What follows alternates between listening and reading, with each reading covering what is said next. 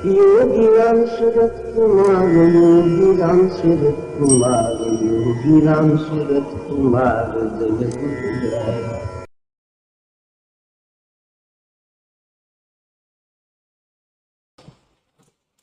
இன்றைக்கு மறுபடியும் பகவான் ஒரு பேரருள் செய்திருக்கிறார். இன்றைய திருநாளை அவருடைய திவ்ய மங்கள நாமத்தோடு மங்களமாய் ஆரம்பித்திருக்கிறோம். இந்த நாமத்தை முடிந்த போதெல்லாம் தொடர்ந்து அடுத்த 24 மணி நேரங்கள் செய்து வருவோம். இதை நன்னாளாக்குவோம், திருநாளாக்குவோம். நாமும் ஒன்றே கதி. எத்தனை உடலுக்கு கஷ்டம் வந்தாலும், எத்தனை மனதுக்கு கஷ்டம் வந்தாலும், உடல் வியாதியானாலும் மனோவியாதியானாலும் இல்லை இயற்கை சீற்றங்களினால் தெய்வத்தினால் வரும் சில கஷ்டங்களினால் எதுவாயினும் நாமும் ஒன்றுதான் நமக்கு கதி. இதைத்தான் நம்முடைய பகவான் நமக்கு வழிகாட்டி சென்றிருக்கிறார். அவர் எங்கும் செல்லவில்லை, நாமத்தில் பூரணமாய் நிறைந்து இருக்கிறார். நாமம் கூப்பிட்ட மாத்திரத்தில் நம்மோடு அவர் இருக்கிறார். He said, you call out Yogiram Surat Kumar. My father is instantly with you.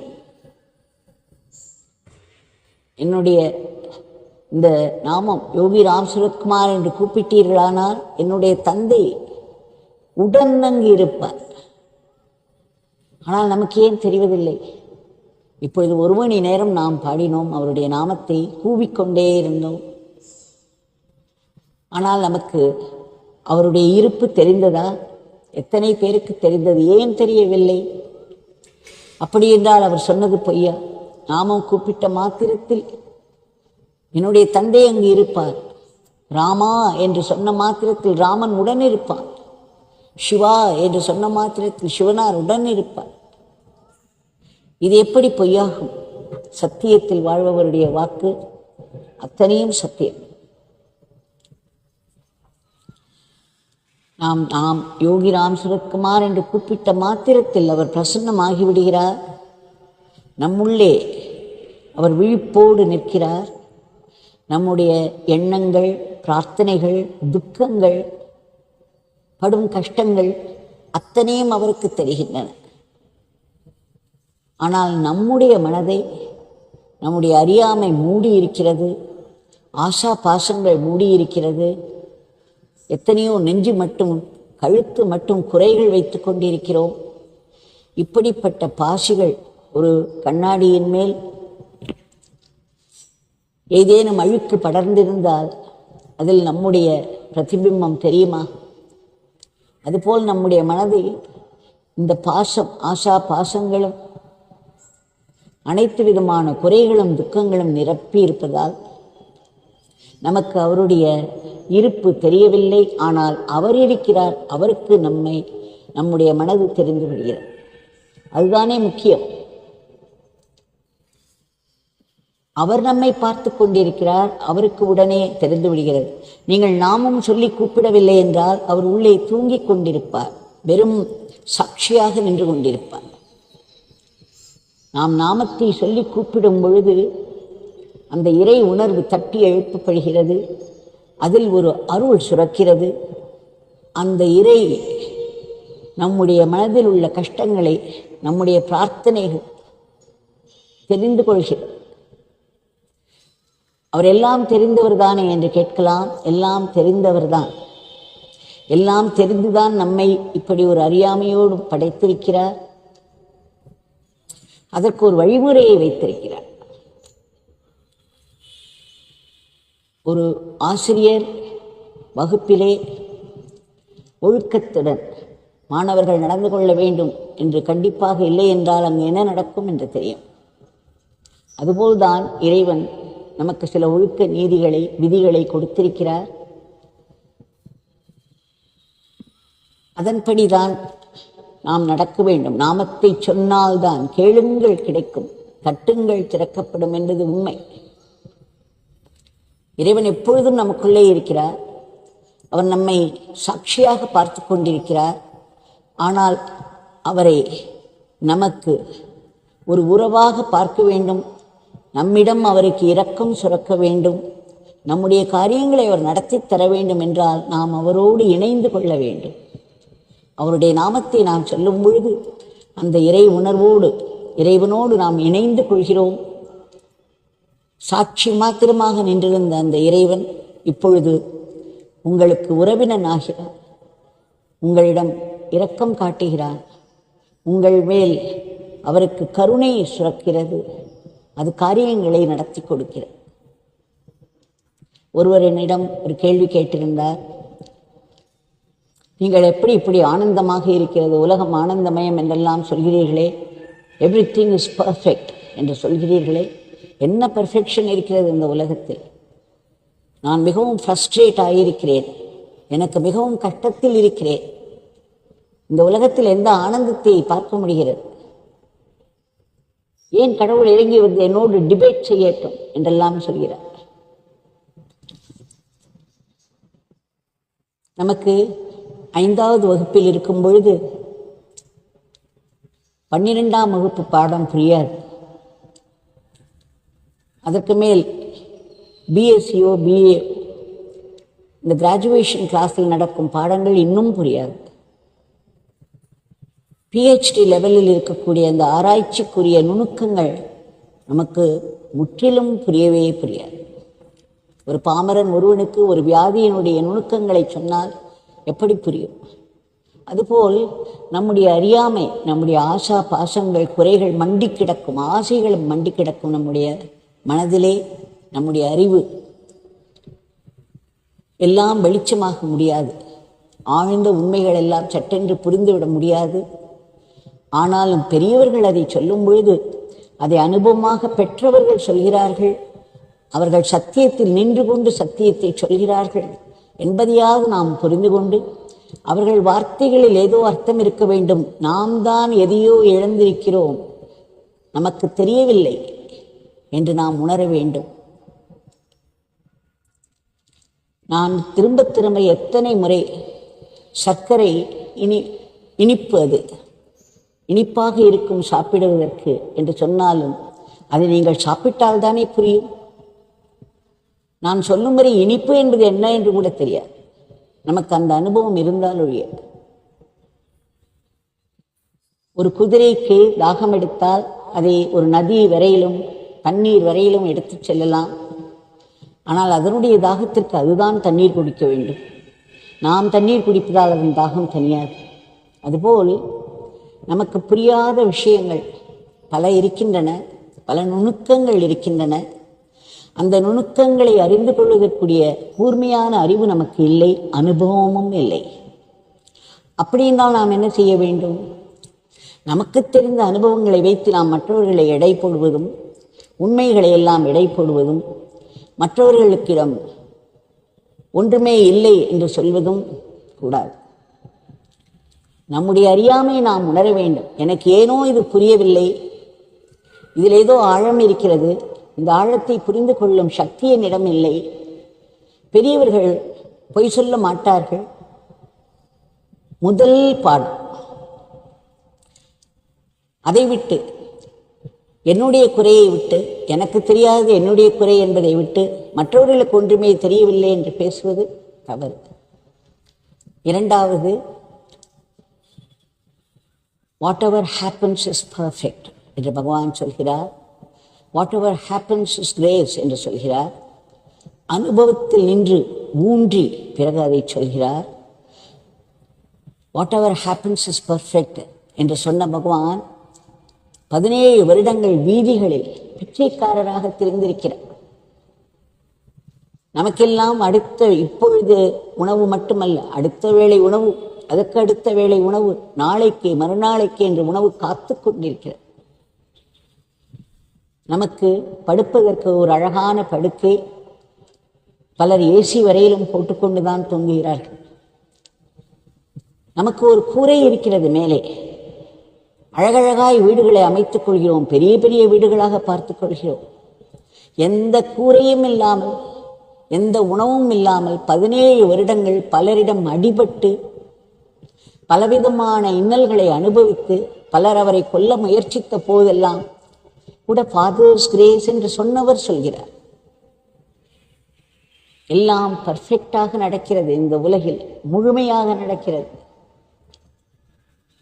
என்று அவர் சொல்வதில் அர்த்தம் இருக்க வேண்டும் அல்லவா? அது என்ன என்று நாம் கண்டுபிடிக்க வேண்டும். என்னை நான் அவர்களுடைய நிலைக்கு உயர்த்தி கொண்டால்தான் அவருடைய உண்மை நமக்கு புரியும். அவரை நம் நிலைக்கு கீழே இழுத்து விடுவதால் அவர் கூறும் கூற்றுக்கள் எல்லாம் உண்மை அல்ல என்று நாம் சொல்லவே முடியாது. நம்முடைய இன்னும் கனமான அறியாமையைத்தான் இது காட்டுகிறது. அதுபோல்தான் அவர்கள் சொல்கிறார்கள், பெரியவர்கள் சொல்கிறார்கள், வாழ்க்கையில் எது நடந்தாலும் அது இறைவனின் சங்கல்பத்தினால் மட்டுமே நடக்கிறது. நான் யாருக்கு எதை கொடுக்கிறேனோ, எனக்கு கடவுள் இது கெட்டது இது நல்லது என்ற அறிவை கொடுத்திருக்கிறார். அப்படி இருந்தும் என்னுடைய சௌரியத்திற்காக, என்னுடைய சௌகரியத்திற்காக, என்னுடைய சுகத்திற்காக நான் மற்றவர்களுக்கு தீங்கு செய்தால் அது திரும்ப வராமல் இருக்குமா? என்னுடைய சுயநலத்தை குறைத்து மற்றவர்களிடம் இருக்கும் நன்மைகளை நான் பார்த்து அவர்களை பாராட்டினால் அது திரும்ப வராமல் இருக்குமா? இந்த டிஸ்கிரிமினேஷன் என்ற அதாவது பகுத்து அறிவது என்ற ஒரு உணர்வை பகவான் நமக்கு கொடுத்திருக்கும் பொழுது எது நல்லது எது கெட்டது என்று தெரிந்த பிறகு கூட நாம் ஏன் எத்தனை குற்றங்களை செய்கிறோம்? தெரிந்துதானே செய்கிறோம். நம்முடைய சுகத்திற்காகவோ அல்லது நம்முடைய ஏதோ ஒரு வீக்னஸ், அதற்காக அதை செய்கிறோம். அப்படி செய்யும் பொழுது நம்முடைய உணர்ச்சிகளில் நாம் மாட்டிக்கொள்கிறோம். எது நல்லது எது கெட்டது என்பதை இந்த குற்றம் செய்யும் பொழுது நாம் மறந்து விடுகிறோம். அப்படி மறப்பது நமக்கு சௌகரியமாக இருக்கிறது. அதனால் நமக்கு நல்லது கெட்டது எது என்ற அறிவை கொடுத்திருக்கும் இறைவன்தான் நாம் நல்லதை செய்து கொண்டே போக வேண்டும். அப்பொழுது மனம் தூய்மையாகும். தூய்மையான மனதில், அதாவது எந்தவித அழுக்கும் இல்லாத கண்ணாடியில் நம்முடைய பிரதிபிம்பம் அப்படியே தெரியும். வேடிக்கையாக ஒன்று சொல்வார்கள், ஒரு சிங்கமோ அல்லது நாயோ ஒரு கண்ணாடி முன் நின்றால் அந்த அறியாமை நிலையில் அந்த விலங்கானது என்ன நினைத்துக் கொள்ளும்? ஓ, இன்னொரு சிங்கம் இருக்கிறது இங்கே. இது உருமும். உடனே அந்த பிரதிபிம்பமும் உருமும். உடனே இந்த சிங்கம், ஐயோ அது நம்மோடு சண்டையிட வருகிறது, அதை ஒரு கை பார்ப்போம் என்று நினைத்து அதன் மேல் பாயும். அதே போல்தான் நாயும். இது குறைக்கும், அதை பார்த்து இன்னொரு நாய் என்று நினைத்து கொண்டு உடனே அந்த நாய் குறைப்பது பிரதிபிம்பமாய் தெரியும். உடனே இந்த நாய் நினைத்துக் கொள்ளும், அதுவும் குலைக்கிறது, நாம் இன்னும் சத்தமாக குலைப்போம். இப்படி ஒரு விலங்கானது அதனுடைய அறியாமை நிலையில் தன்னுடைய பிரதிபிம்பத்தை பார்க்கும் பொழுது அது வேறொன்று என்று நினைத்துக் கொள்கிறது. எவ்வளவு அறியாமை! இதை நாம் கண் முன்னாடி நின்றோமானால் நம்முடைய பிரதிபிம்பத்தை பார்க்கிறோம். உடனே நாம் நினைத்துக் கொள்கிறோம், ஓ அது நான் தானே, இது என்னுடைய பிரதிபிம்பம் என்று நினைத்த மாத்திரத்தில் நாம் அதோடு சண்டையிடுகிறோமா? அதுவும் நான் தான் என்ற நினைத்த அறிவு எனக்கு இருக்கும் பொழுது என்னோடு நான் சண்டையிட்டுக் கொள்வேனா? நாம் மகிழ்ந்து போகிறோம். ஆஹா, என்னுடைய கண்ணாடியை பார்த்தால் அதன் முன் ஒரு அரை கணமாவது நிற்காதவர்களே கிடையாது. நமக்கு நம்மேல் இருக்கக்கூடிய அந்த ஆசை, நம்முடைய பிம்பம் என்று நாம் நினைக்கும் பொழுது அதோடு நமக்கு எந்த விதமான சண்டையும் இல்லை. ஆனால் நம்மோட பிம்பம் என்று நமக்கு தெரிகின்ற அளவுக்கு அறிவு இருக்கிறது. விலங்கு நிலையில் அந்த அறிவும் கிடையாத அறியாமை. அப்பொழுது அந்த விலங்கிடம் இது வேறொரு விலங்கு இல்லை, உன்னுடைய பிரதிபிம்பம் தான் என்று எடுத்து சொன்னால் புரியுமா? அதற்கு அதனுடைய அறியாமை நிலையில் அது வேறு ஏதோ சிங்கம் வந்திருக்கிறது என்று அதன் மேல் பாயும். அதற்கு அதை எடுத்துச் சொல்வதும் கஷ்டம். ஆக ஒன்றை நாம் புரிந்து கொள்வது என்பது நம்முடைய மனதின் நிலைமையை பொறுத்திருக்கிறது. என் மனதில் என்னுடைய அறிவு எப்படி பிரகாசிக்கிறது, என் மனம் தூய்மையாக இருந்தால் என்னுடைய புத்தி நன்றாக பிரகாசிக்கும். அந்த புத்தியின் வெளிச்சத்தில் எனக்கு பல உண்மைகள் பளிச்சென்று வெளிப்படும்.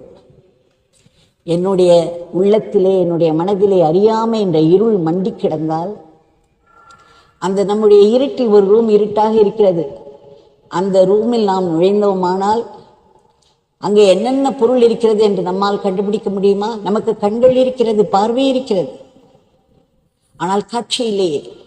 அங்கே இருள் மண்டி கிடக்கிறது. அதை உடனே ஒரு சுவிட்சை ஆன் பண்ணி அந்த லைட்டை போட்டு விட்டோமானால் எந்தெந்த பொருள் எப்படி எப்படி இருக்கிறது, எந்தெந்த நிலையில் இருக்கிறது, எங்கெங்கு இருக்கிறது, அனைத்தும் வெளிச்சமாகிடும். அதனால் நம்முடைய மனம் முழுவதும் இருள் மண்டி கிடக்கிறது. அதனால் பகவான் என்ன சொல்வார்? உன் மனதில் இருள் இருக்கிறது, ஆசைகள் காடு போல் நிரம்பி கிடக்கிறது, அதில் கோபம் இருக்கிறது, துக்கம் இருக்கிறது, பயம் இருக்கிறது, பொறாமை இருக்கிறது, வளர்ந்து கொண்டே போகும் ஆசைகளும் பேராசைகளும் இருக்கின்றன, குறைகளையும் குற்றங்களையும் கண்டுபிடித்து மற்றவர்களை ஏசுவது இருக்கிறது. இப்படி பலவிதமான உன்னுடைய நாக்கில் நாமம் என்ற தீபத்தை ஏற்று அதனுடைய வெளிச்சம் உள்ளே பரவ ஆரம்பிக்கும். அந்த இறை நாமத்தை நாம் சொல்லும் பொழுது இறை உணர்வோடு நாம் இணைகிறோம். அந்த இறை உணர்வோடு நாம் இணையும் பொழுது நம் மனதில் இருக்கும் இருட்டெல்லாம் கொஞ்சம் கொஞ்சமாக வெளிச்சமாக மாறும். நம்முடைய உள் இருட்டு வெளிச்சமாக மாற மாற ஆழ்ந்த உண்மைகள் எல்லாம் பளிச்சென்று நம் மனதுக்கு வரும். அப்பொழுது அந்த உண்மையே அனுபவமாகிவிடும். ஏன், எப்படி என்ற கேள்விகள் எல்லாம் அடிந்துவிடும். கேள்விகளையே கேட்க முடியாத ஒரு நிலையில் அப்பேற்பட்ட ஒரு பிரகாசம், அந்த பிரகாசத்தை தருவதற்கு நாமமும் நாமியும் தயாராக இருக்கிறார்கள். நாம் அந்த நாம தீபத்தை நம்முடைய நாக்கிலே ஏற்ற வேண்டும் அல்லவா?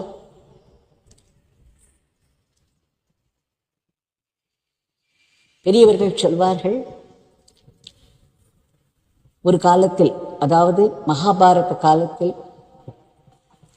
அதற்கு முந்தைய காலம், புராண காலம், அந்த சத்தியயுகம், புராண காலத்தில் அசுரர்கள், தானவர்கள் என்று பலவிதமான, அதாவது கெட்ட மனிதர்கள் என்று வைத்துக் கொள்வோமே, தீமை, தீய எண்ணங்கள், சிந்தனைகளும் தீய செயல்களும் ஓங்கி இருக்கும் பிறவிகள் தேவர்கள் என்று இருப்பார்கள். இந்த தேவர்களின் குலம் நற்சிந்தனைகள் இருக்கும்.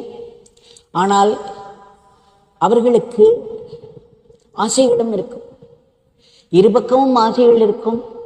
ஆனால் ஒரு பக்கம் நற்சிந்தனை மேலோங்கி நிற்கும் ஆசைகளோடு, இன்னொரு பக்கம் ஆசைகளோடு தீய சிந்தனைகளும் தீய செயல்களும் வெளிப்பட்டு கொண்டே இருக்கும். ஆக ஒருவருக்கொருவர் அடித்து கொண்டே இருப்பார்கள். யாரை யார் வீழ்த்தலாம், யார் யார் பதவிக்கு வரலாம். இன்றைய அரசியலில் நடப்பதே அந்த அரசியலில் புராண காலத்திலேயே ஆரம்பித்த அரசியல் தான். பகவான் சொல்வார், என்னுடைய தந்தை கிங் பாலிட்டிஷியன் என்று சொல்வார். அவருக்கு எப்படி பாலிடிக்ஸ் பிளே பண்ண வேண்டும், எப்படி அரசியல் செய்ய வேண்டும், எப்படி எல்லாவற்றையும் மாற்ற வேண்டும் என்று என் தந்தைக்கு தெரியும் என்பார். அந்த புராண காலத்தில் அசுர குலம் என்று ஒன்று, தேவர் குலம் என்று ஒன்று அடித்து கொண்டார்கள். மகாபாரத காலத்தில் வரும்பொழுது நாம் அடுத்த காலம் திரேதாயுகம், துவாபர யுகம். துவாபர யுகத்தில் நாம் வரும்பொழுது மகாபாரதம் நடக்கிறது. அப்பொழுது ஒரு குடும்பத்திலேயே பாண்டவர்கள் என்ற நற்சிந்தனை மேலோங்கியவர்கள், கௌரவர்கள் என்ற தீய சிந்தனை மேலோங்கியவர்கள் ஒரு குடும்பத்திலேயே வந்துவிட்டது. இப்பொழுது வெளியே தனித்தனி குலமாக இருந்தது, இப்பொழுது ஒரு குடும்பத்துக்குள் பகையுணர்வு, பொறாமை, சினம், துக்கம், ஒருவருக்கொருவர் அடித்துக் கொள்ளுதல். கலியுகத்தில் இந்த இரண்டும் நம் மனதுக்குள்ளேயே இருக்கின்றான். ஒவ்வொருவருடைய மனதிலும் கௌரவர்களும் இருக்கிறார்கள், பாண்டவர்களும் இருக்கிறார்கள். கௌரவர்களுடைய நம்பர் 100, பாண்டவர்கள் நம்பர் 5 தான். நம்முடைய நற்சிந்தனைகள் மிகவும் குறைவாக இருக்கிறது. வேண்டாத சிந்தனைகள், தீய சிந்தனைகள் என்று சொல்ல வேண்டாம், வேண்டாத சிந்தனைகள் அதிக எண்ணிக்கையோடு இருக்கிறது. மனதுக்குள் எப்பொழுதும் போராட்டம். போராட்டம் என்பது ஆரம்பத்திலிருந்தே இருக்கிறது, ஆயிரக்கணக்கான வருஷங்களாக. ஆனால் இப்பொழுது கலியுகத்தில் அவரவர்கள் மனமே ஒரு போர்க்களம். அதில் சதா ஒரு போராட்டம் நடந்து கொண்டே இருக்கிறது, நல்லதுக்கும் கெட்டதுக்கும். இது இந்த போராட்டங்கள் நாம் நிறுத்த வேண்டுமானால் இருப்பது ஒரு கடவுள்தான். அந்த கடவுள்தான் எல்லாமாக ஆகியிருக்கிறார். ஒரு புல் பூண்டு புழுவிலிருந்து, கற்களிலிருந்து, ஆகாசம், தீ, தண்ணீர், மரம், செடி கொடிகள், பறவைகள், விலங்குகள், மனிதர்கள், அசுரர்கள், தேவர்கள், ரிஷிகள், இப்படி பல பல பிறவிகளாய் அவர்தான் எடுத்திருக்கிறார். அந்த ஒருவர் தான் அத்தனை பேராகவும் ஆகியிருக்கிறார். அத்தனை பேருக்குள்ளும் அவர்தான் இருக்கிறார். நம் பகவான் சொல்கிறார் அல்லவா, மை ஃபாதர் alone exists. என்னுடைய தந்தை ஒருவரே இருக்கிறார், வேறு எதுவும் இல்லை, எவரும் இல்லை. அந்த நிலையில் தொடர் அனுபவமாக இருக்கும் அந்த நிலையிலிருந்து பகவான் சொல்கிறார், எது நடந்தாலும் அது பர்ஃபெக்டாக இருக்கிறது, எது நடந்தாலும் அது ஆசீர்வாதமே, அதை நீ ஆசீர்வாதமாக பார். அது எப்படி உனக்கு ஆசீர்வாதம் என்று பிறகு புரியும். எடுத்த உடனே அது ஆசீர்வாதம் இல்லை, அது கெட்டது நடக்கிறது, கடவுள் எப்படி எனக்கு கெட்டதை கொடுக்கலாம், அதுவுமே எனக்கு மட்டும் கொடுக்கலாம், அடுத்த வீட்டுக்காரர் கொடுக்கக்கூடாதா, எழுத்த வீட்டுக்காரருக்கு இதை கொடுக்கக்கூடாதா, எனக்கு மட்டும் ஏன் கொடுக்கிறார், ஏன் கடவுள் என்னை கைவிட்டு விட்டார், எனக்கு கெட்டது செய்கிறார் என்று தானே நாம் நினைக்கிறோம். உடனேயே ஒரு தூஷ்ணை, பகவானை நிந்திக்க ஆரம்பித்து விடுகிறோம். நமக்கு வேண்டியவாறு சௌகரியமாய் விஷயங்கள் நடக்கும் வரை அவரை கொண்டாடுகிறோம். பகவான் விளையாட்டாக சொல்வார், இந்த பிச்சைக்காரனை தூக்கி உயிரை வைக்கிறார்கள், எப்பொழுது உருட்டி விடுவார்களோ தெரியாது என்று. அதுபோல் நம்முடைய மனது சதா ஒரு சமுத்திரத்தின் மேலே இருக்கும் மலைகள் போல் எழும்பி எழும்பி அடங்கிக் கொண்டே இருக்கிறது. அதனால் நம்முடைய நிலையிலிருந்து பார்க்கும் பொழுது துக்கங்கள் தான், கஷ்டங்கள் தான், நடுநடுவே சுகம் மாறி மாறித்தான் வரும். நம்மால் ஒரு கஷ்டத்தை இது கஷ்டமில்லை சுகம் என்று சொல்லவே முடியாது. அது நம்முடைய நிலை. அதற்கு காரணம் நம்முடைய மனதினுடைய அறியாமை, இருள். ஆனால் நாம் என்ன செய்ய வேண்டும்? பகவான் சொல்கிறார், உங்களுக்கு நிர்வாண நிலை கிட்டவில்லை என்றார், நிர்வாண நிலை அடைந்தவர்களுக்கு நீங்கள் சேவை செய்யுங்கள். அவர்கள் சொல்படி நடங்க. அவர்கள் மிக எளிமையாக உங்களை அந்த நிலைக்கு எடுத்துச் சென்று விடுவார். அடுத்து புத்தருடைய நிலை, ரமணருடைய நிலையை, ராமகிருஷ்ண பரமஹம்சருடைய நிலையை, யோகி ராமசுரத்குமார் நிலையை நம்மால் அடைய முடியவில்லை என்றால், அவர்களுடைய உயரத்திலிருந்து நம்மால் பார்க்க முடியவில்லை என்றால், மலை உச்சிக்கு போய் பார்த்தால் எல்லாம் ஒன்றாக தெரியும், கீழே இருப்பதெல்லாம். ஆனால் நாம் கீழே நின்று பார்க்கும்பொழுது இவர் உயரமானவர், இவர் குட்டையானவர், இவர் குண்டாக இருக்கிறார், இவர் ஒல்லியாக அத்தனை வித்தியாசங்களும் தெரியும். ஆனால் கஷ்டப்பட்டு ஏறி மலை உச்சிக்கு போய்விட்டோமானால், அங்கிருந்து கீழே பார்த்தோமானால் எல்லாம் ஒரே மாதிரி தெரியும். ஆக அந்த பெருநிலை அடைந்தவர்கள், பகவான் சொல்கிறார், அந்த நிர்வாண நிலை, அந்த பெரிய நிலை, நடப்பதெல்லாம் பர்ஃபெக்ட் என்று உங்களால் பார்க்க முடியவில்லை என்றால் பரவாயில்லை. அப்படி பார்த்து அதை தொடர் அனுபவமாக கொண்டவர்களுக்கு நீங்கள் சேவை செய்யுங்கள். அவர்கள் கொடுக்கும் மந்திரத்தை, அவர்கள் கொடுக்கும் நாமத்தை சொல்லிக் கொண்டிருங்கள். உங்களுக்கு வரும் அத்தனை வேலைகளையும் அவருக்கு அர்ப்பணமாக செய்யுங்கள். எல்லோரும் ஒரு குருவின் அருகில் இருந்து சேவை செய்ய முடியாது. ஆனால் அவரவர்கள் இருக்கும் இடத்தில் அவரவர்களுக்கு எந்த விதமான செயல்கள் கைகளில் விழுகிறதோ அதையெல்லாம் குருவுக்கு அர்ப்பணமாக செய்ய முடியும். அதே வேலையை அதே மாதிரி செய்துவிட்டு, பகவான் இதை நான் உங்களுக்காக செய்தேன், இதை நீங்கள் ஏற்றுக்கொள்ள வேண்டும் என்று அர்ப்பணம் செய்து விட்டோமானால் அது குரு சேவையாக ஆகிவிடுகிறது. கஷ்டப்பட்டு செய்யும் வேலை இவ்வளவு கஷ்டமாக இருக்கிறது என்று ஒரு வெறுப்பு தட்டுவதற்கு பதில் அதை நாம் குருவிடம் சமர்ப்பிக்கும் பொழுது அப்படியே அது குரு சேவையாக மாறிவிடுகிறது. அதனால் பகவான் நமக்கு என்ன சொல்லி கொடுத்திருக்கிறார்? இருளிலிருந்து வெளிச்சத்திற்கு நாம் வர வேண்டும் என்றால் அவரவருடைய நாக்கிலே அந்த மணி தீபம், நாம தீபத்தை ஏற்றுங்கள். அந்த நாம தீபம் சதா எரிந்து கொண்டே இருக்க வேண்டும். விளக்கு அணைந்து விட்டால் மறுபடியும் இருள் வந்துவிடுகிறது அல்லவா? அதனால் ஒரு அகண்ட தீபமாக இந்த நாம தீபத்தை உங்களுடைய நாக்கிலே ஏற்றுங்கள். பிறகு உள்ளே இருக்கும் இருளெல்லாம் பறந்து ஓடி எப்பொழுதும் வெளிச்சமாக இருக்கும். அந்த வெளிச்சத்தில் எந்தெந்த பொருள் எப்படி எப்படி என்ற உண்மை பளிச்சிட்டுவிடும். சந்தேகமே வராது, கேள்விகளே வராது. எப்பொருள் யார் யார் வாய் கேட்பினும் அப்பொருள் மெய்ப்பொருள் காண்பது அறிவு. அதுதான் அறிவு. நாம் நாமதீபத்தை ஏற்றும் பொழுது நம்முடைய பிரகாசமான உள்ளத்தில் ஒவ்வொரு பொருளின் மெய்ப்பொருள் என்ன என்று தெரிந்துவிடும்.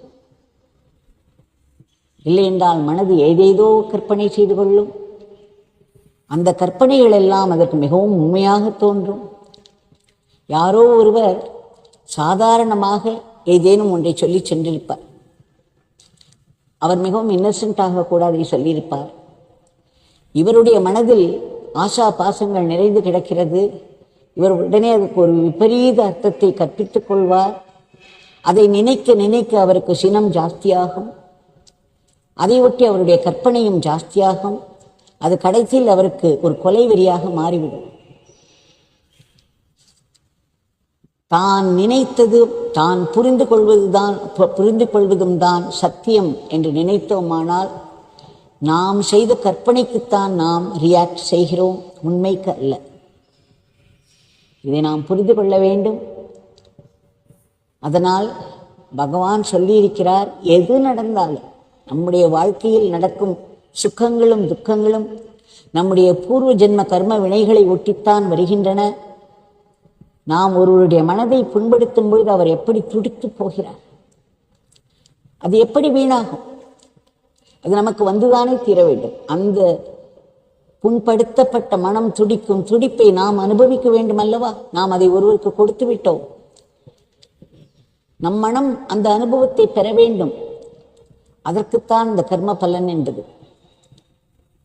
ஒருவரை நாம் பாராட்டும் பொழுது அவர் முகமலர்ந்து சந்தோஷமாகிறார். அந்த அனுபவம் எப்படி வீணாகும்? அது நமக்கு வந்தே தீரும். நாம் செய்யும் ஒரு நல்ல வார்த்தைகள் கூட நமக்காக காத்து கொண்டிருக்கும், ஒரு நல்ல தருணத்திற்காக காத்து கொண்டிருக்கும். அந்த தருணம் வரும்பொழுது அது நமக்கு பாராட்டாக வரும் அல்லது ஒரு பேரிடியாக வரும். நம்முடைய வாழ்க்கையின் சுக துக்கங்களுக்கு நாம் செய்த கர்மங்கள் தான் காரணம். அந்த நாம் செய்த கர்மங்கள் காரணம் என்ன? நாம் செய்கிறோம் என்ற நினைப்பு தான். நான் செய்கிறேன் என்ற எந்த ஒரு காரியத்தை செய்தாலும் அந்த காரியத்தின் பலாபலன்களை நான் அனுபவித்தே தீர வேண்டும். இறைவன் என்னை செய்விக்கிறான். இது நல்லதோ கெட்டதோ எனக்கு தெரியாது. இறைவன் என்னை கருவியாக வைத்து இந்த செயலை செய்ய வைக்கிறான் என்று யார் நினைக்கிறோமோ அவர்களிடம் கர்மம் ஒட்டாது. கர்ம பலனை அனுபவிக்க வேண்டிய அந்த கஷ்டம் அவர்களுக்கு கிடையாது. அதனால் இறைவனோடு இணைந்த வாழ்க்கையை நாம் வாழும் வரை எல்லாம் இறைவன் கையில் நான் வெறும் கருவி மாத்திரமே. அவர் எனக்கு இந்த சித்தரையை கொடுத்திருக்கிறார். அவர் இந்த செயலை என்னை செய்ய வைக்கிறார் என்ற உணர்வோடு செய்யும் பொழுது அந்த செயல் ஒரு பலன் தரக்கூடிய கர்மாவாக மாறாது. அதற்கு பதில் அது ஒரு அர்ப்பணமாக மாறிவிடும். அதற்கு ஒரு ஆத்ம லாபம் கிடைக்கும். இதை நாம் மனதில் கொள்வோம். இதை பற்றி நாம் சொல்லிக்கொண்டே போகலாம். 24 மணி நேரம் பேசலாம். ஆனால் ஒன்றை நாம் புரிந்து கொள்வோம்.